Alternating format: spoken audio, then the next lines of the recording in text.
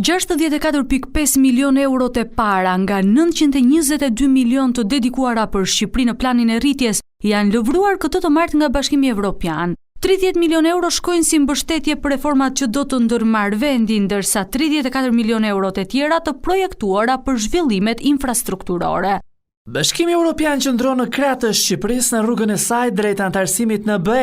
Plani i rritjes e ndihmon Shqipërinë për të arritur këtë qëllim dhe për të afruar ekonominë shqiptare në atë të Bashkimit Evropian përpara se Shqipëria të bëhet anëtare. Ne po e mbështesim Shqipërinë që të konsolidojë shtetin e saj të së drejtës, të zhvillojë infrastrukturën, ekonominë e saj të gjelbër, kapitalin njerëzor dhe biznesin e saj privat.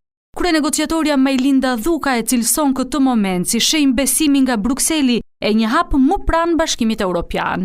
Ne vlerësojmë këtë si një shenjë të qartë besimi nga BE-ja në rrugën e reformave të Shqipërisë dhe progresin vazhdueshëm drejt anëtarësimit në familjen evropiane. Ne kuptojmë plotësisht madhësinë e kësaj mundësie historike, si dhe angazhimet e ardhshme dhe jemi energjikisht të motivuar dhe të përgatitur për të vazhduar reformimin dhe përmbushjen e zellshme të kritereve për anëtarësimin e Shqipërisë në Bashkimin Evropian. Plani i ri i rritjes me një financim prej 6 miliardë eurosh për vendet e Ballkanit Perëndimor u bë publik nga Komisionerja e Bashkimit Evropian në qershor të 2023-shit. Akses në këto fonde do të kenë vetëm vendet që përmbushin reformat socioekonomike, ndërsa me vendimin e kësaj të martë të parat që përfituan janë Shqipëria dhe Maqedonia e Veriut.